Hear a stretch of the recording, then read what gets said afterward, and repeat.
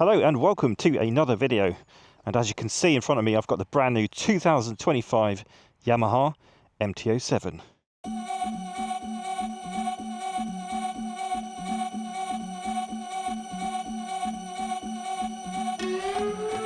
So I've got to say a big shout out to Mott Motorcycles in Basingstoke for letting me out on their demo bike. If you're interested in riding this bike, go give them a call. I will put their details in the description. So thank you again to Mott Motorcycles for letting me out on their new MT-07. Right, so here it is, 2025 MT-07. This is the Y-AMT version, so it's got the automatic gearbox. So let's have a quick look. We've now got radial brakes, we've got upside down forks. This bike has been crying out for those for years. We've got this lovely blue colour, I think it's called Ice Storm. CP2 engine, pretty much the same as the previous gen, although now it's Euro 5 plus compliant. We've got some updated looks. I quite like this colour. This kind of, I don't know what it's called where it's ice, isn't it? A very light grey and this blue. New swing arm, new seating position, new bar position. This is the Y-AMT stuff. It's basically like little motors that, one on this side, one on this side. Brand new 5-inch TFT dash as well. All very fancy. Pretty much the same, as far as I can tell, the same system that's on the MT-09. So let's have a quick look at the dash. You've got 3 different things you can cycle through their range, which is quite nice. Fuel economy, trip meters, all that kind of good stuff. Fuel range as well, fuel gauge as well. This one's got cruise control because it is the Y-AMT version, as I said. But let's throw our leg over it. 805mm seat height. I'm 5'8" with a 30-inch inseam. I can very nearly flat foot it, not quite, but I'm nearly there. So that's good. We've got new switchgear, again, very similar to the MT-09 stuff. We've got the new indicators, which I'm not a massive fan of, but you do get used to them. We've got automatic mode and manual mode. So we'll start off in auto mode. I think you have to pull the brake to start. There we go. So it is in neutral.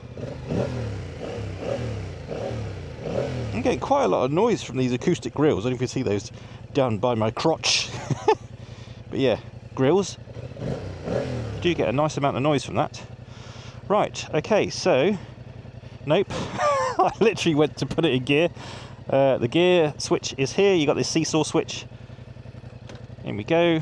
Right, MT-07, let's have it. Here we go. So this is the fully auto mode. You've got 2 fully auto modes, D and D+. D+ is a little bit more sporty, holds onto those gears a bit longer. Then you've got the manual modes. So, and you can change those here. So yeah, full auto mode, it's changing gear for me at the moment. And it's in the D mode, so it's changing fairly early. It is a bit weird. It is a bit weird. And for some reason we've got loads of traffic on this little country road today. So I'm just going to pull over here. And see what it does as I come to a stop. It goes down into first gear. Very interesting. Let's move away again. Oh, that was a little bit of a clunky gear change from first to second in auto there, but the rest aren't too bad. So right, let's go over some technical specs. So we've got a 689cc parallel twin engine, that very infamous CP2 engine. It's absolutely fantastic. 73 horses.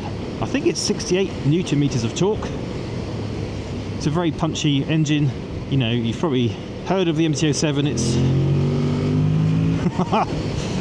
It is one of the MT range, and yeah, Masters of Torque is what the MT stands for, and it is a lot of fun. And this year you've got these acoustic grills, so you get a bit more noise towards the rider, which is nice. We've got brand new suspension. We've got upside down forks, which this bike has been absolutely crying out for years, but we finally got them. And those are 130mm travel at the front. We've got no adjustability at the front. At the rear we've got a monoshock that's got preload and rebound damping, so 2-way adjustment, which is good. Got a new swinging arm at the back as well. Braking wise, we've got again, we've got new brakes. We've got radial brakes this year. I think they're 4-piston, but I can't be 100% sure. Those bite down onto 298mm discs. And at the rear we have a single piston caliper. This road is quite bumpy.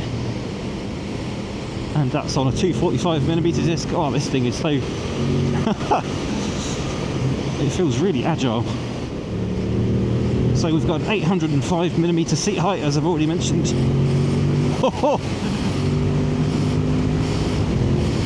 And yeah. Oh, brakes are pretty good actually.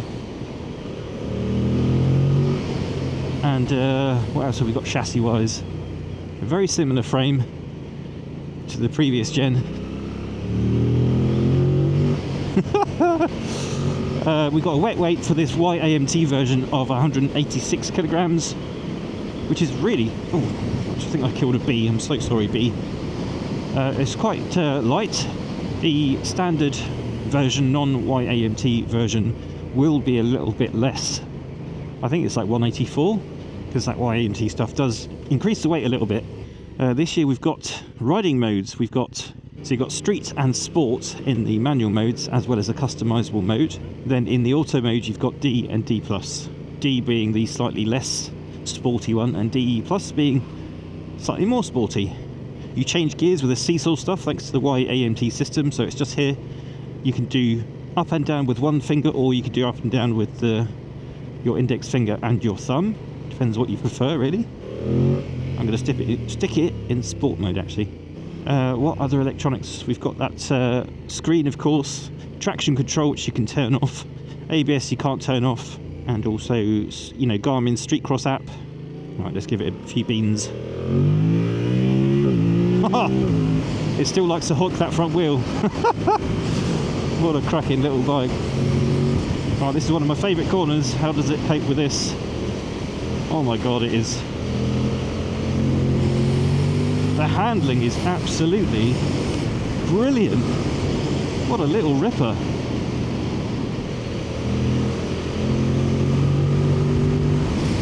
Yeah, it's really, really nosy actually. You feel like there's a lot of confidence over that front tyre. The old MT-07 was a little bit, I felt like the balance of the bike was more to the rear. Subsequently it liked to wheelie a lot, which is kind of a good thing if you like wheelies, but it was a little bit squishy in its handling. I mean, it wasn't terrible, you could learn to ride around it, but for sure, oh Jesus, for sure you gotta have your eyes about you. Eyes about you! And also in the back of your head. For sure this feels a lot stiffer and a lot firmer than the old MT-07. So it's good to see that the characteristics, the fun and frolicking nature of the MT-07 hasn't really changed. That's excellent to see. You've also got levels of traction. When we do a walk around, I'll show you the dash and all the different settings.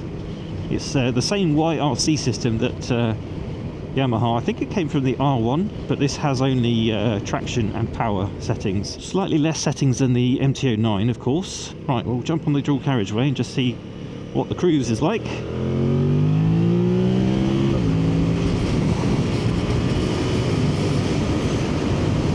Right, we'll get up to 70 miles an hour, stick the cruise control on, it says, set, there we go. We are cruising on MT-07. MT-07 with cruise control. That's crazy. That's absolutely crazy. Can I change down a gear? So if you change gear, the cruise does disable. But you've also got this little rocker switch, so you can increase or decrease your speed by 1 mile an hour increments by the looks of things. But let's get back down to 70-ish. We are at, what we're doing, just under 5,000 RPM. I can feel a little bit of vibes through the bars, but it's not terrible, it's pretty good. No vibes through the foot pegs. The seat is quite hard, but this bike is pretty much brand new. It did about 4 miles before I jumped on it. So yeah, it's the seat has not been broken in yet. But the seating position is, it does feel like you're a bit further back. Also the bars are tapered a bit more towards the rider this year. Hopefully you can hear what I'm saying. It is a little bit windy. But you know, it's typical naked bike, it's clean air. There's no real turbulent air anywhere. But yeah, you can sort of scooch back on the seat, and that's actually not too bad. I think, like, I'm right at the back and I'm hitting the pillion seat at the moment, so I think if I was on a longer journey you could at least move around on the seat, because, you know, when you do a few hours in a saddle you do get sort of sore points, and it's nice to be able to just change where those are, give yourself a little bit of a break. The tank looks really narrow. Got a 14 litre fuel tank. I'm guesstimating the range to be about 150, 160 miles. Might be more than that, but I'm just guessing. I've only got this bike for about half a day, so I won't be able to do too much. But we're getting an average fuel economy at the moment of 44.6 mpg, that's miles per UK gallon, so 14 litres, you can work that out, I'm sure. But of course it does depend entirely how you ride. There is quite a lot of feedback from the suspension. It is quite firm, which on our less than perfect UK roads could be a bit interesting. But the plus point for that is that it handles really nicely in the twisties. This indicator switch is a little bit tricky to get used to. Because it's all done, all the controls are done with your hands, I do feel like there's a lot going on with my hands. My brain is just readjusting, basically. Like, my foot keeps wanting to change gear and there's nothing there. My goodness, this is a light feeling motorcycle. As I said, it just feels like you're pitched over the front a bit more, but, you know, seating position, it's fairly upright, wide-ish bars. Knees are quite bent, so I imagine my left knee would start to hurt on a longer journey just because I'm old. But if you're young and carefree, I don't think you'll have an issue. But it certainly feels like a fun place to be. The tank feels quite long, and I think that's because the seat's further back. It feels like there's a bit more of a reach to the bars, actually, and I'm guessing that's why they've tapered them a bit further backwards, so you're not having to reach out. But I did ride so I owned a 2016 MT-07, and I did have a lot of issues with it, but I also really flipping enjoyed that bike. The engine was amazing. I've got the school run, so I have to slow right down. Yeah, I did ride to where did I ride to? Bruges on my MT-07, and it was pretty good, actually. You know, my bum did hurt after a good old, and we did that in one day. Was it one day? No, we stayed overnight in Ostend, actually. But the seat, again, it's not the most comfortable seat in the world, but it is a middleweight naked bike, isn't it? So, oh, lovely pickup from that CP2 engine, though. That CP2 engine has always been the star of the show, but I think that is now joined by its agile handling and those. It really is good. Brakes. Let's talk about the braking performance. Yeah, they're strong. They're pretty good. Just the back one, like, bit spongy, but as I said, this bike's only done 4 miles, so, well, it had only done 4 miles till I was on it. I think this would be actually quite fun on track. You're going to hit the limiter quite quickly at the top end, but a small track like Brands Indy, this would be hilariously fun, I think. We've got new spin-forged wheels as well, so that just helps reduce a bit of weight.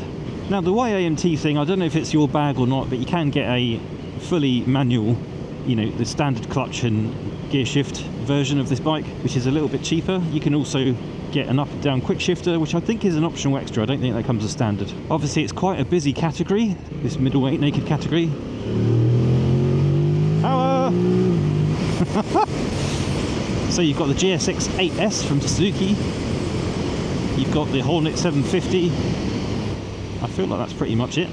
It's so easy using the shifter. Right, we'll pull in here and we'll do a little walk around in a second. We'll hit these bumps at a little bit of a pace just to see. Oh, yeah, okay. Ooh. There go my testimonials. So the suspension is definitely really firm. Now you can adjust the preload and rebound at the rear, but there's no adjustability at the front. No, nothing on the top of those fork legs. 130mm travel both front and rear suspension. Yeah, it is quite firm. That may, you know, after a while, that may bed in a little bit. It probably will soften up a little bit, but out of the crate it is quite firm. You can really feel every undulation in the road surface, and you know, the UK roads are pretty flippin' poor, to be honest. So we've left it in first gear. If I just put the yeah, it just stalls the bike, cuts it out. Right, join me in a second. Now, as I stopped it in gear, it's left it in gear, so that is also, you could argue that's quite a good little safety feature. Oh, yes, you can start it in gear if you hold the brake. That's beautiful, isn't it? Lovely bit of kit.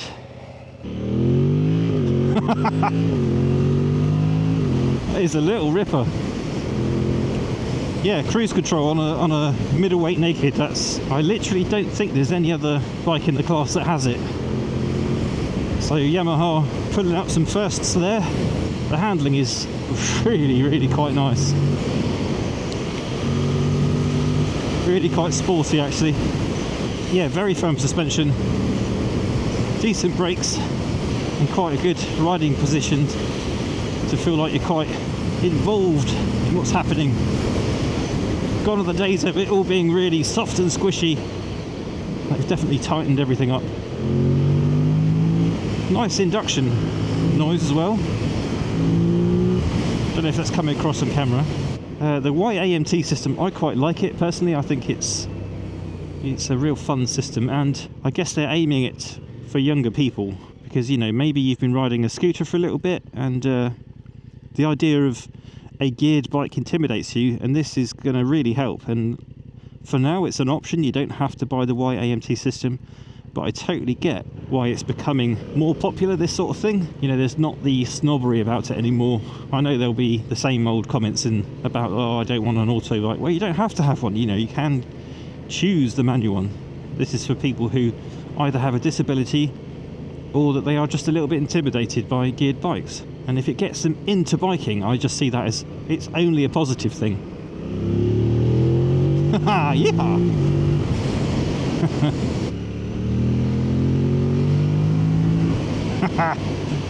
It is fun.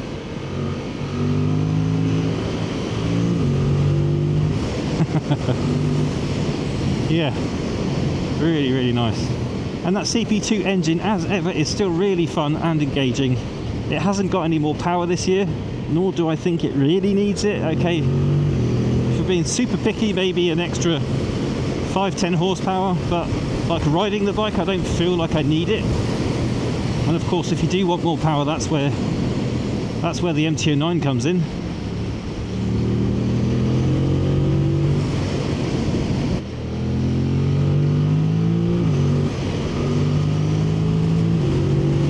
Right, here we go, brakes. Yeah, those are pretty good. Those are pretty good. Pros and cons. Pros for sure, stiffer suspension, better handling, better brakes. Still an amazing engine. Really nice looks. And now it's got pretty decent electronics.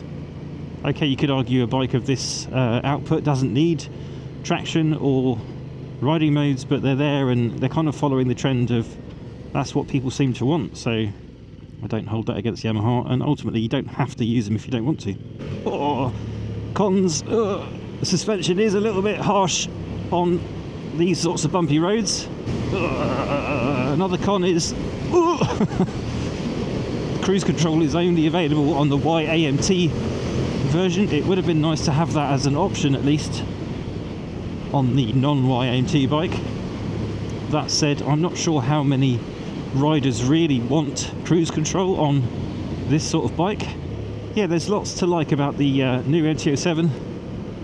I think it's a really decent update on what was already a very popular bike. Brings it right back into the mix, competing against all the updated and new motorcycles such as the GSX 8S and the Honda 750 Hornet. Yeah, fantastic bit of kit, but you know, don't just take my word for it. Go get yourself a test ride and see what you think. Price wise, it comes out at £7,700 for the standard MT-07 and £8,050 for the Y-AMT. So £350 extra for the Y-AMT system, but you're also getting cruise control. Okay, you might not want the Y-AMT system, but 300 quid for that and cruise control I think is pretty good. Right, I think that will just about do for this video. Thank you so much for watching. If you do go out today, do ride safe, but remember to have fun, of course. Until next time, You take care. Peace.